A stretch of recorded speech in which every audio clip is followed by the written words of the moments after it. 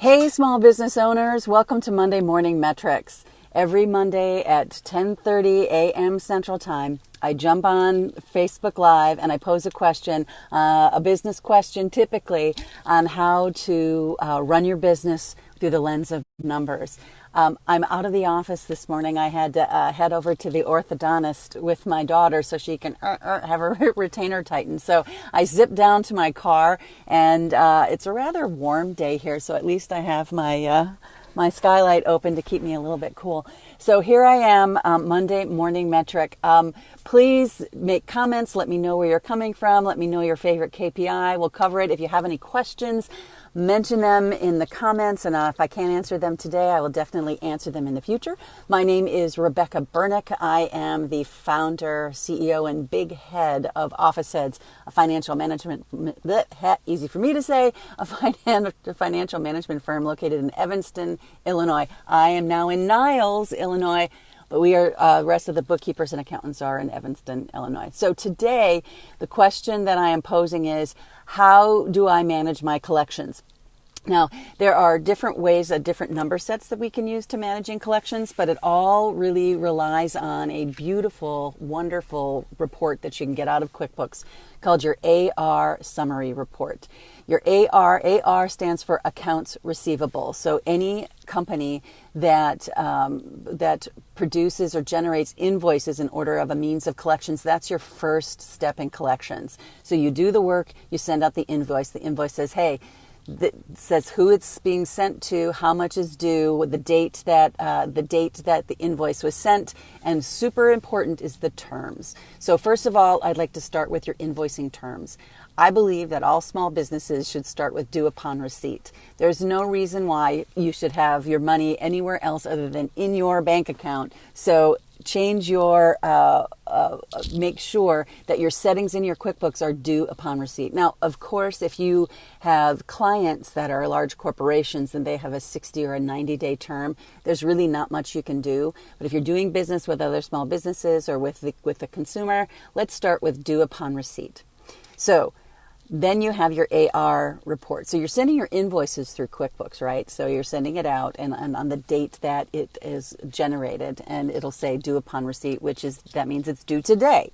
So, which means that when they get their receipt, they're going to go, oh, hey, I better pay this now because it's due upon receipt. I just received it. I'm going to pay it. But here we go into collections. So the first step of collections is that invoice. You're letting them know you owe this money. And hopefully that all of your clients respond on the terms, you get your money in, and all is good. However, sometimes that doesn't happen and people don't pay on time.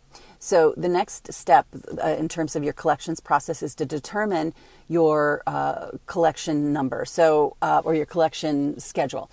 So a typical one is 30, 60, 90. That's 30 days, 60 days, and 90 days. And that's a kind of a standard and default. So if you run your AR summary report, basically what that displays is these are all of your open invoices, and this is where they lie in the collection process. Are they 30 days overdue, 60 days overdue, and 90 days overdue? So that, depending on how often you do your invoicing, I like to say do your invoicing at the same time every month, and I like to pick the first of every month, so invoices go out on the first of every month regardless. So if all is said, then 30 days later, you know how many people, especially if it's due upon receipt, have not paid their invoice yet. So what are you going to do on your 30, your 60, and your 90 day? So I typically say on your 30 day, you send them an email with a copy of the invoice and say, hey, this invoice has not been paid. On that's 30. And then on 60 days, you send them another email and you send them a statement. And that statement shows all of the invoices that are due. And it might just be one, but it's a statement that might have multiple invoices on it. And then 90 days is a phone call. You pick up the phone and you call them and say, hey, what's going on? We haven't received payment. What's going on? So that's 30, 60, 90, and that is a typical what to do when.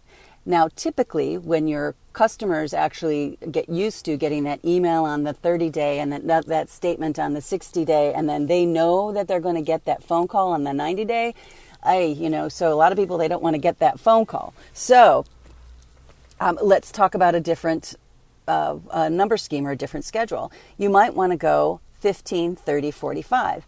That's a little bit tighter if you want to maintain your cash flow.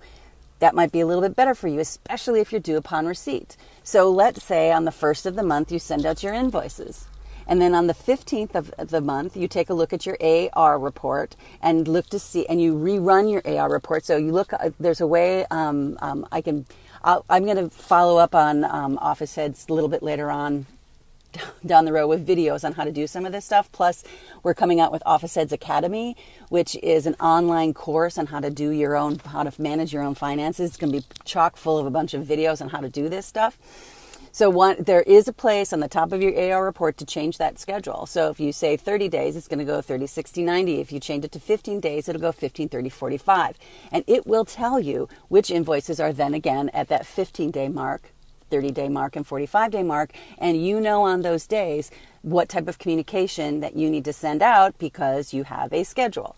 In this case, 15, 30, 45. On that 15th day, you send an email out saying, hey, here's a copy of the invoice. It has not been paid yet. On that 30 day, you send out a statement. On that 45th day, you make a phone call. I have implemented this type of schedule for many, many companies, and it's so rare that you get anything over 90 or anything over that 45 day, depending on what your schedule is. So this is really all about cash flow. And cash is king. And money doesn't really matter unless it's in your pocket and in your bank account. So how should you do your collections? Come up with a process and figure out what you're going to do. When are you going to invoice every month and how? When are you going to collect, and what is your schedule? Is it 15, 30, 45? Is it 30, 60, 90? Maybe it's every week. Maybe it's 7, 14, 21. Pick your schedule that works best with your organization and your cash flow needs and the ability of a high percent of your clients to stick to, and then stick to it. Because if you stick to your collections and your invoicing schedule, your clients will get used to that schedule as well, and you will notice that after 4, 5, 6 months and beyond, your collections will be pretty darn smooth because you've got a process in place. So there you go. That answers the question of how do I manage my collections? And really, there should be no collection issue if you have a process in place that you stick to religiously. So there you go. Thanks for joining me on Monday Morning Metrics. Have a fantastic day. Again, put your comments down below. I will answer them when I can. And every Monday, 10:30 Central, join us. I love to see you here. And thank you for joining us on this Monday, June 4th, in my hot car. Have a great day.